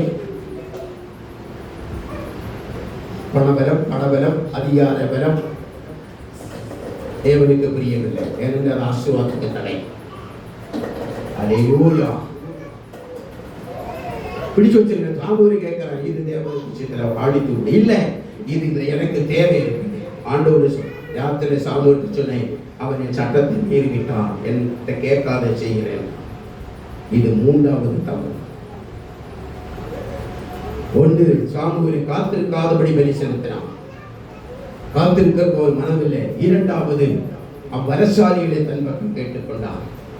ஆனால் நாலாவது தவறுகளை இங்க வாசிக்கிறோம். அவன் இஸ்ரவேல் பெலிஸ்தீர்களை கண்டு பயப்பட்ட போது அவன் கர்த்தரை நோக்கி கேட்கிறான். ஆனால் இந்த இரண்டாவது தவறு செய்யும் போதே தேவன ராஜபாரம் அவனை விட்டு கொடுத்த அதிகாரம் விட்டு, அவன் கொடுக்கப்பட்ட அபிஷேகம் அவனை விட்டு போய்விட்டது என்று சாமுவேல் அவனை குறித்து சொன்னார். பின்பு அவருடைய ஓட்டம் முழுவதும் சுயபலத்திலே, பணபலத்திலே என்று வேதம் சொல்லுகிறது. அப்படிப்பட்ட ஓட்டத்திலே இவன் தவறு செய்த இடங்கள் எல்லாம் அவன் கர்த்தரை நோக்கி கேட்டதாக வேதம் சொல்லவே இல்லை. மனம் திரும்பி, ஆண்டவரே, நீ பிரியமில்லாத படபலசாலிகளை என் கூட்டத்திலே இழுத்துக் கொண்டார். நான் யாரு, நீ யாரு? நான் உன் தேவனாய கர்த்தருடைய பணிவிடைக்காரனாய் ராஜாவாக இருக்கிற எனக்கு, என் ஜனத்துக்காக வைராக்கியமாய் இருக்கிற, உன்னை சேவிக்கிறதும் உன் வார்த்தையின்படி இருக்கிற நான் வந்து இந்த படசாலிகளை சேர்த்து வச்சுக்கிட்டு நான் அவரை வச்சு கொண்டு ஜெயிக்க முடியுமா? அவர் விட்டு, தேவ சமூகம் விட்டது. இப்போ இங்க 1 சாமுவேலே 28:5 கர்த்தர் சொல்லுகிறான், வாசிக்கலாம். இவன் ஜனங்களை பார்த்து பயப்படுகிறான். எல்லா இடத்திலே கர்த்தர் இருந்த நாட்கள் வரைக்கும், கர்த்தர் கொடுத்த அபிஷேக நாட்கள் வரைக்கும் அவன் செய்கிற எல்லா காரியத்திலும் வெற்றி உள்ளதாய் இருந்தது. அவனுக்கு கீழே வந்த படையாளிகளை அனைத்து கொண்டொடுக்கிறவன் தான், ஜெயிச்சவன் தான், ஊரிலே வெற்றி உள்ளவனாய் இருந்தது. ஆனால் எப்போது கர்த்தருடைய வார்த்தை விட்டு அவருடைய அபிஷேகம் ஆவி அவனை விட்டு வெளியே போனதோ அவனுக்கு தோல்வி சந்திக்கப்பட்டது. அதுதான் இங்க வாசிக்க போகிறோம். வாசிங்க. அவன் இருதயம் மிகவும் தத்தளித்துக் கொண்டிருந்தது. சவுல் கர்த்தரிடத்தில் விசாரிக்கும் போது கர்த்தர் அவனுக்கு சொப்பனங்களினாவது, ஊர்மினாலாவது, தீர்க்கதரிசிகளினாலாவது மறு உத்தரவு அருளவில்லை. பாத்தீங்களா? இப்ப நீ போய் என்ன கேட்கிறான்? பெலிஸ்தரை கண்டு நீ பயப்படுகிற, ஆண்டவர் என்ன சொன்னியாட்ட கேட்டியா? ஏற்கனவே நீ எங்கேயாவது என்கிட்ட கேட்டிருக்கியா? என்கிட்ட ஆலோசனை கேட்டதா? எங்க இல்ல.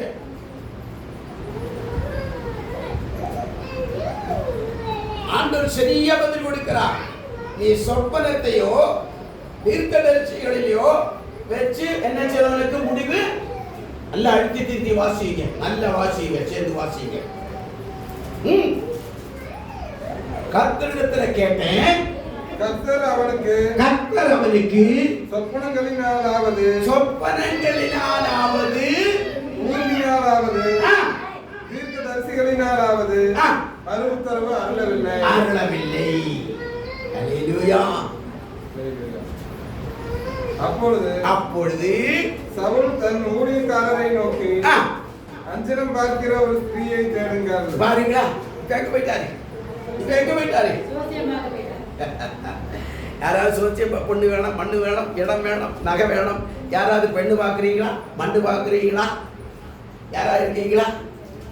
இல்லை, ஒரு சோசியம் சொல்லுங்க என்று சொல்லி யாரும் எங்கேயா போடுங்களேன். ஆனால் சோசியம் பார்க்காதபடி கத்திர ஊழிய காட்ட கேடுங்க, நிச்சயமாக.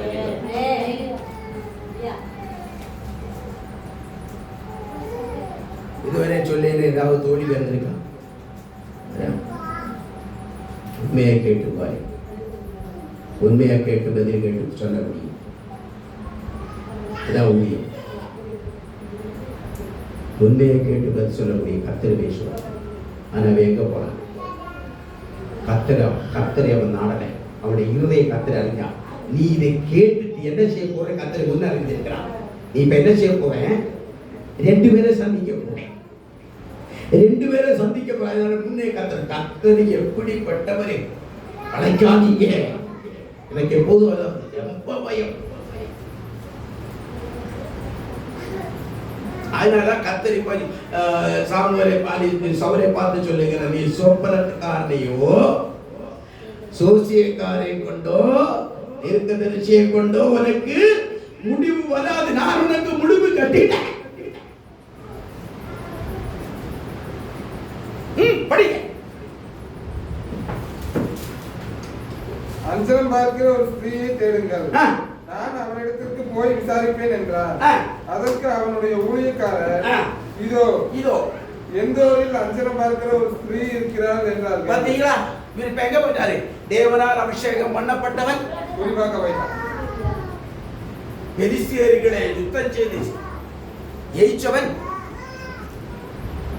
அமோனியர்களை ஜெயிச்சு வந்தவன், தேவனால் அபிஷேகம் பண்ணப்பட்டவன், தேவனால் இஸ்ரவேல் ஜனங்களுக்கு முதல் ராஜாவாக நியமிக்கப்பட்டவன், 6 அடி ஹைட்டுக்கு மேலே நல்ல கோமள நல்ல வார்த்தாட்சி, 30 வயதிலே தேர்ந்தெடுக்கப்பட்டவன். ஆனால் எல்லாம் இழந்து இழந்து இழந்து இழந்து தேவ சமூகத்தில் ஒவ்வொரு போர்களுக்கும் ஒவ்வொரு போராட்டங்களுக்கும் தேவ சமூகத்தில் கேட்காதபடி தன் புயபலத்தையே ஆழிய செய்து ஜெயிச்சு கொண்டே ஜெயிக்கிறான். ஆனா உள்ளக்குள்ள என்ன இல்லை? நிம்மதி இல்லை, பயம் பிடிச்சிச்சு.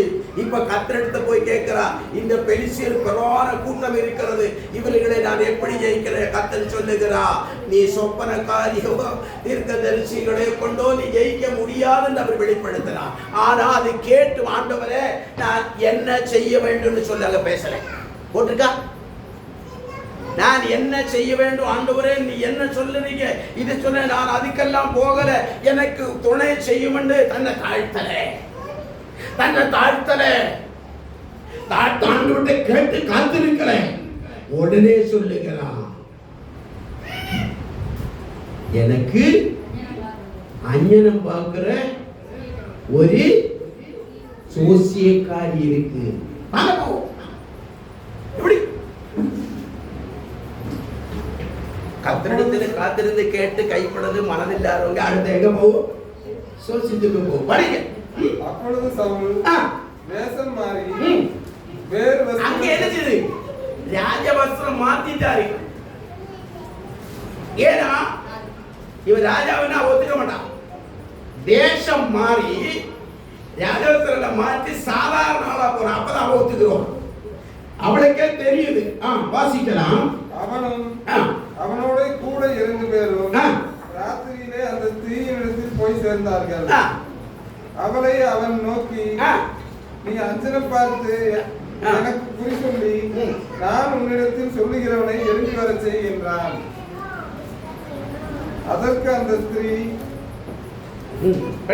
சவுல் அஞ்சனம் பார்க்கிறவர்களையும் குறி சொல்லுகிறவர்களையும் தேசத்தில் இராதபடிக்கு நிர்மூலமாக்கின செய்தியை நீர் ஏற்கனவே என்ன செஞ்சா? இப்படிப்பட்ட மக்களை எல்லாம் கொல்லுகிறவனா இருக்குதான்.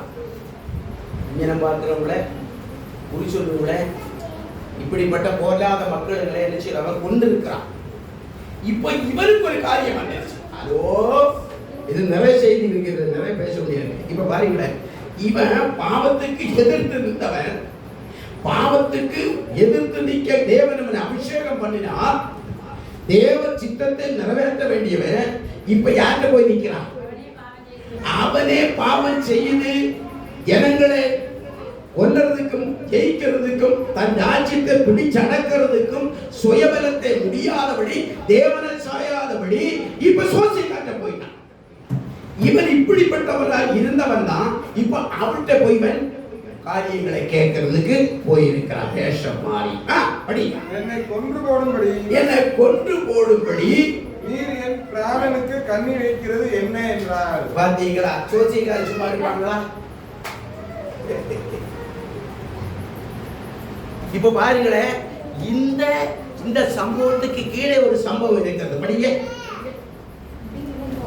அப்பொழுது சவுல், இந்த காரியத்திற்காக உனக்கு பொல்லாப்பு வராது. பாத்தீங்களா? இந்த காரியத்துக்கு எனக்கு போனாலே ஆக வேண்டி இருக்கு. நம்ம அப்படித்தானே? தேவ சித்தம் அல்ல, தேவனும் அனுப்பல, தேவ சித்தம் நிறைவேறாது. ஆனா இப்ப எனக்கு ஒன்றை வச்சது காரியமாக வேண்டியிருக்கு. அதுல உனக்கு இதனால எந்த பொல்லாப்பு அப்படித்தானே. எனக்கு காரியம் சாதிக்கணும்னா நான் என்ன நைஸா என்ன பேசுவாங்க, பாப்பா உனக்கு எந்த பொல்லாப்பு வராது. அது தேவனுக்கு பிரியமா இருக்காது, எனக்கு பிரியமா இருக்காது. அது நான் என்ன சொல்லுவேன், பாப்பா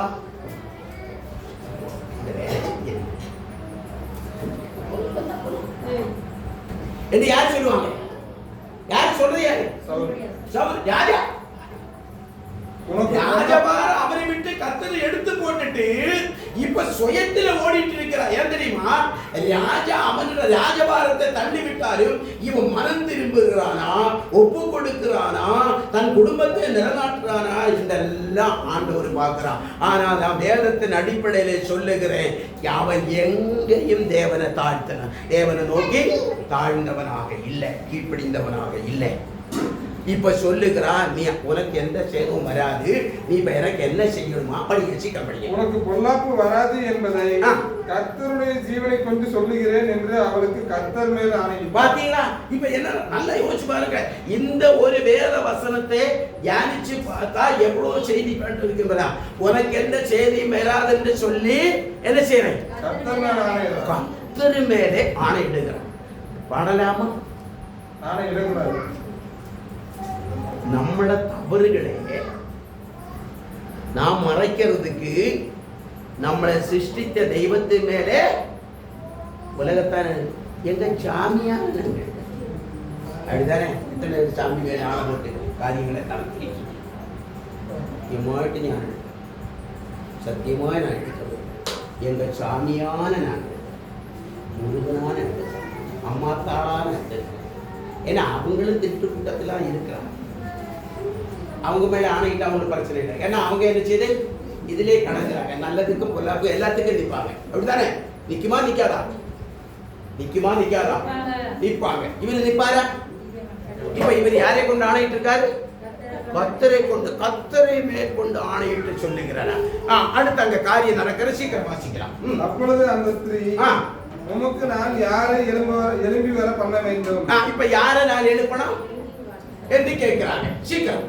அவன் சாமுவேலை எழும்பி வர பண்ண வேண்டும். இப்ப சாமுவேலு மரித்து போயிட்டாரு. அவரு கொண்டு கல்லறையில அடக்கம் பண்ணிட்டாங்க. சாமுவேலோட காலம் முடிஞ்சிச்சு. இந்த சாமுவேல் இருக்கிற காலத்துல தான் சாமுவேல் மூலமா இவரு ராஜாவாக அபிஷேகம் பண்ணப்பட்டது. இப்போ இவர் யாரு மேல சார்ந்து இருக்கணும்? ஆண்டவர் மேல சார்ந்து இருக்கணுமா, சவுல் மேல சார்ந்து இருக்கணுமா? சாமுவேலை சார்ந்து இருந்துட்டான். இப்ப சொல்லுகிறான், எனக்கு புத்தி சொல்றதுக்கு யாரும் இல்லை, என்னோட ஜெயத்துக்கு ஆலோசனை கொடுக்கிறான். அவன் அப்போ எந்த அளவுக்கு தேவனை அறிந்திருக்கிறான். இப்ப மரித்து போன பாதாளத்தில் கிடக்கிற சாமுவேலை எழுப்பணும். நடக்குமா? நடக்குமா? நடக்குங்க. படிங்க. அந்த ஸ்திரீ சாமுவேலை கண்ட மாத்திரத்தில் மகா சத்தமாய் கூப்பிட்டு சவுலை நோக்கி, ஏன் என்னை மோசம் போக்கினீர்? நீர்தான் சவுலாச்சதே என்றார். ராஜா அவளை பார்த்து, நீ பயப்படாதே, நீ பயப்படாதே, நீ காண்கிறது என்ன என்று கேட்டான். அவள் என்ன சொன்னா? அதற்கு அந்த ஸ்திரீ, தேவர்கள் பூமிக்குள் இருந்து ஏறி வருகிறதை காண்கிறேன். தேவ மனுஷன் பூமியிலிருந்து எழும்பி வருகிறதை பார்க்கிறோம். அதை 24ஆம் வசனத்தை வாசியுங்கள். அந்த ஸ்திரீயினிடத்தில் கொழுத்த கன்றுக்குட்டி ஒன்று வீட்டில் இருந்தது.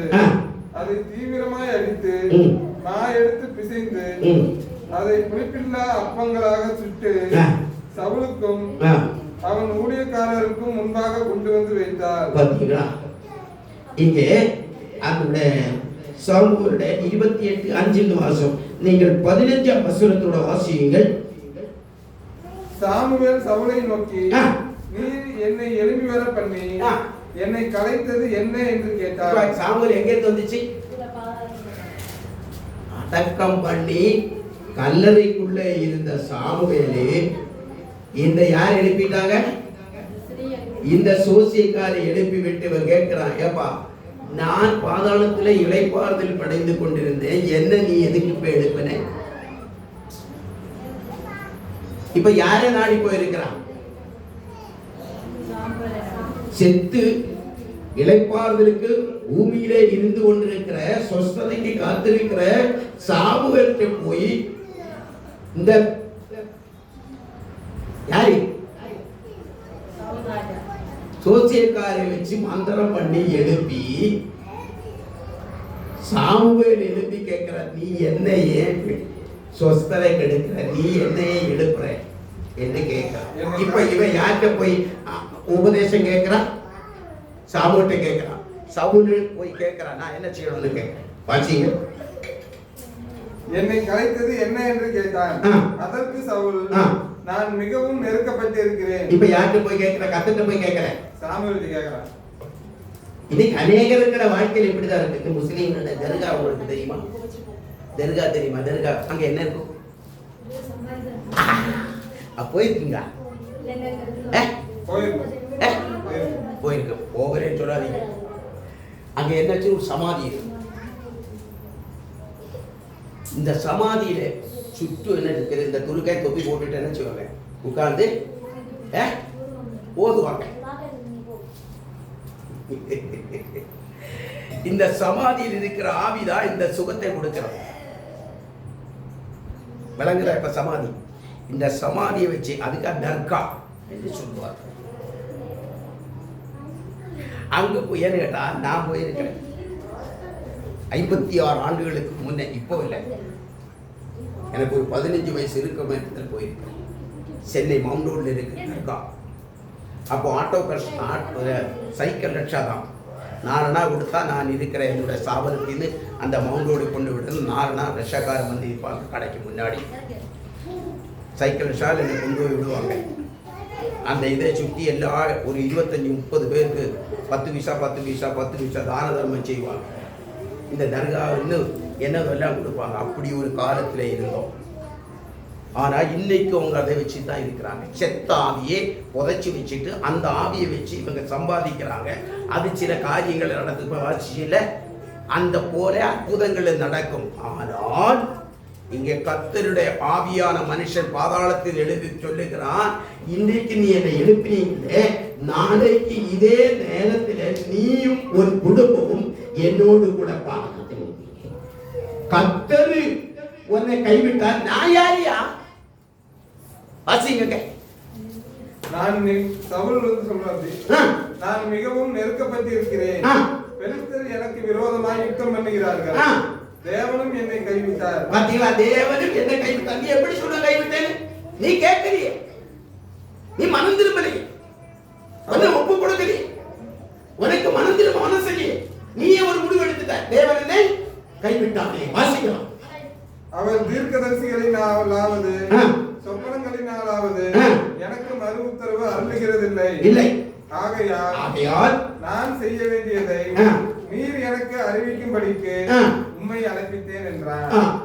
அதற்கு சாமுவேல், கர்த்தர் உன்னை விட்டு விலகி உனக்கு சத்துருவாய் இருக்கும் போது நீ என்னிடத்தில் கேட்பானே. கர்த்தர் என்னை கொண்டு சொன்னபடியே செய்து முடித்து ராஜ்யத்தை உன் கையிலிருந்து பறித்து அதை உன் தோழனாகிய தாவீதுக்கு கொடுத்து விட்டார். தேவனே, அடுத்த வசனம், நீ கர்த்தருடைய சொல் கேளாமலும் அமலேக்கின் மேல் அவருக்கு இருந்த கோபத்தின் உக்கிரத்தை தீர்க்காமலும் போனபடியால் கர்த்தர் இன்றைய தினம் உனக்கு இந்த பிரகாரமாக செய்தார். முடிவு எங்க வந்துச்சு? குடும்பமே மரணம். ஒரு துளியுட மிஞ்சம். தேவனை வளைக்கிற ஒரு வாழ்க்கை. யோனா, சாமுவேலு, காயின்,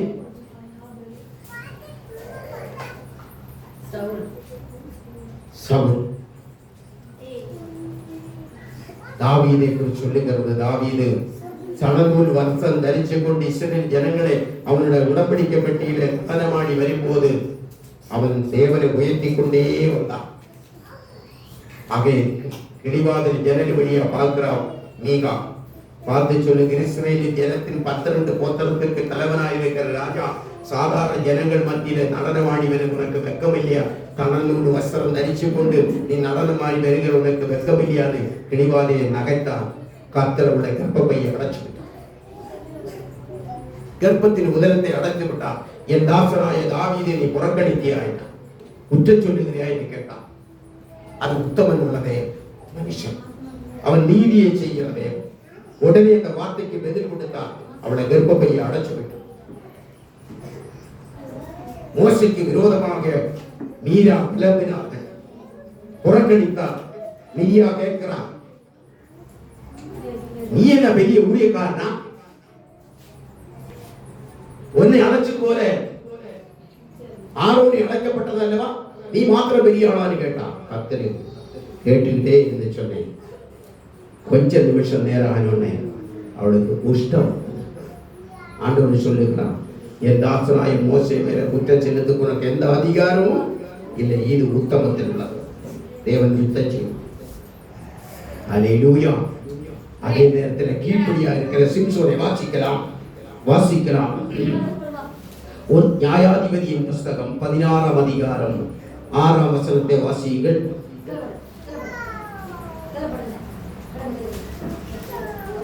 நியாயாதிபதியின் புஸ்தகம் 16ஆம் அதிகாரம்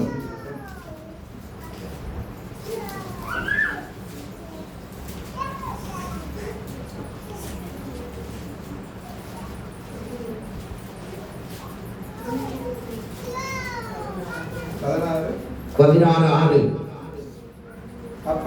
அப்படியே தெலீலாள் சிம்சோனை பார்த்து, உன் மகாபலம் எதினாலே உண்டாயிருக்கிறது, உன்னை சிறுமைப்படுத்த உன்னை எதினாலே கட்டலாம் என்று எனக்கு. உன்னை எதினாலே கட்டலாம். இன்னைக்கு நல்லா யோசிச்சு பாருங்க. உங்களை பலன் சோர்ந்து போகிறதோ, உங்களை விட்டு பலவீன போகிறதுக்கோ சாத்தான் செய்கிற வேலை என்ன தெரியுமா? தந்திரங்களை எதுன்னு கண்டுபிடிப்பாங்க.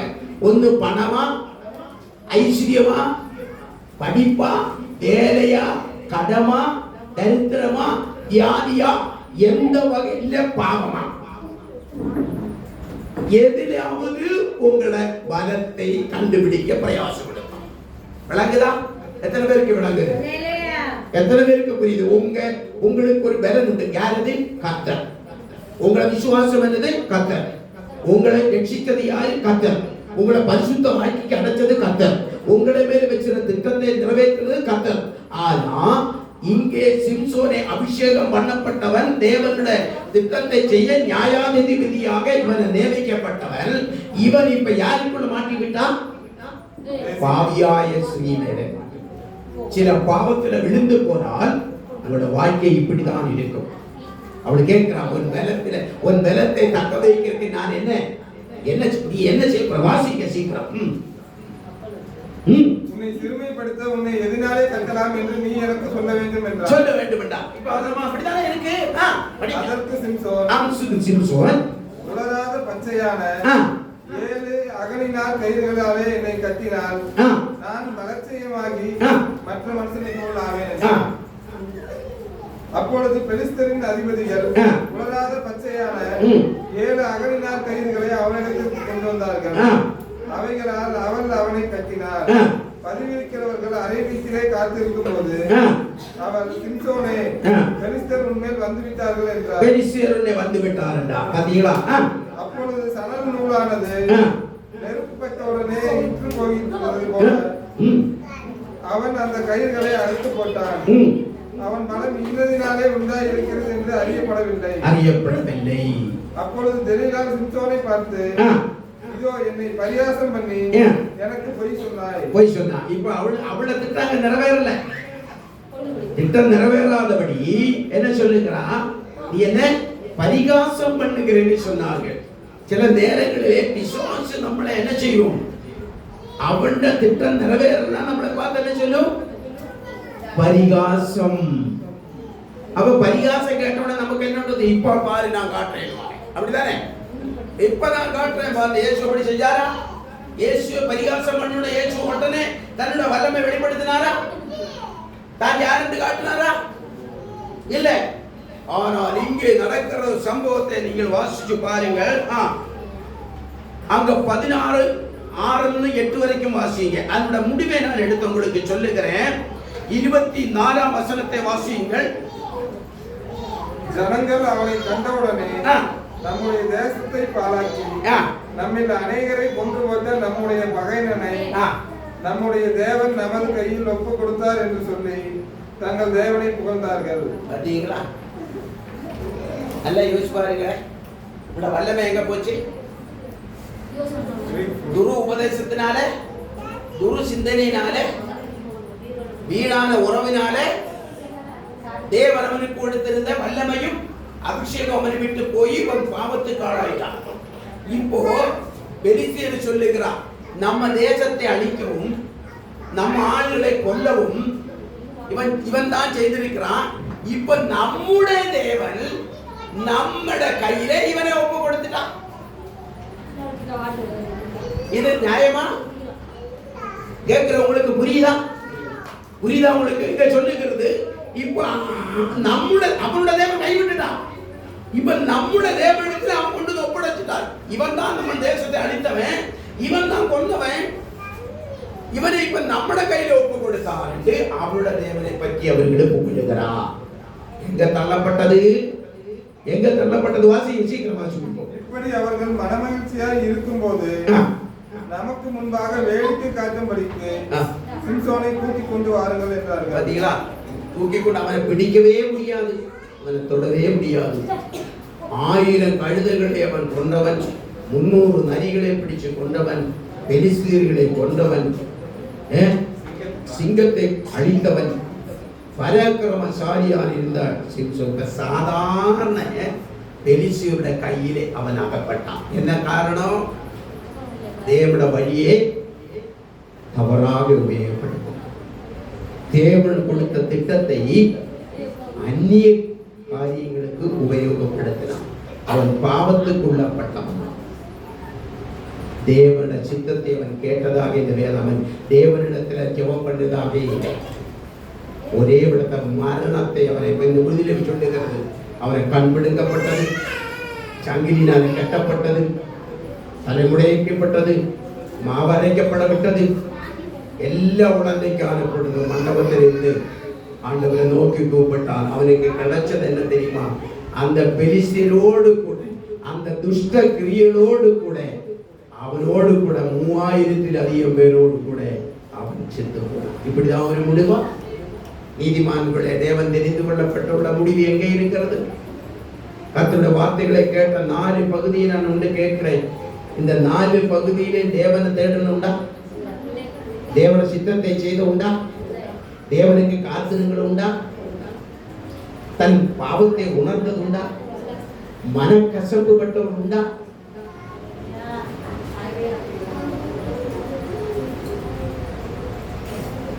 தேவன் நம்மளை நேசிக்கிறார். இது பழைய பிரமாணத்தை சரித்திரத்தை நான் சொன்னேன். அடுத்த வாரத்தில் புதிய பிரமாணத்தில் சில காரியங்களை சொல்ல விரும்புகிறேன். ஆகவே தேவன் விரும்புகிறதை, தேவன் தெரிந்துள்ளதை, தேவன் சொல்லுகிறதை நான் செய்யறதுக்கு என்ன செய்யணும்? போராட்டங்கள் வரும், பிரச்சனைகள் வரும், கஷ்டங்கள் வரும். ஆனால் தேவன் கூட இருந்தால் நிச்சயமாக வெற்றியாக முடியும். இவங்களிடத்துல யாரிடத்திலே கர்த்தர் என்ன செய்யல? பேசத்தான் சொன்ன, சொல்லி கொடுத்தா தவறுகளை உணர்த்தி விட்டான். ஆனால் தவறுகளை உணர்ந்து மனம் திரும்பவில்லை. ஆகவே கர்த்தருடைய பிள்ளைகளே, தேவனிடத்தில் நீங்கள் நன்மை பெற்றவர்கள். தேவன் உங்களிடத்தில் ஒன்று சொன்னால் அது மனப்பூர்வமாய் இருதயபூர்வமாகவே கர்த்தருக்கு தன்னை விட்டுக் கொடுங்கள். அவரால் நீங்கள் ஆசீர்வதிக்கப்படுவீர்கள். இல்லாவிட்டால் அவர் கொடுக்கப்பட்ட வல்லமைகளையும் அபிஷேகங்களையும் ஆசீர்வாதத்தையும் அவர் திருப்பி எடுத்துக் கொள்ளும் போது நாம் எப்படிப்பட்ட நிலைமைக்கு தள்ளப்படுவார்கள் என்று வேதம் அடையாளம் காட்டுகிறது. கண்களை மூடி கர்த்தர் இந்த பந்தியை 10 நிமிஷத்துடன் நான் 9:45 உங்களுக்கு பந்தியை முடிக்க விரும்புகிறேன். 11:45 சாரி. அல்லேலூயா. கண்களை மூடி கர்த்தரை நோக்கி பாருங்கள். அல்லேலூயா.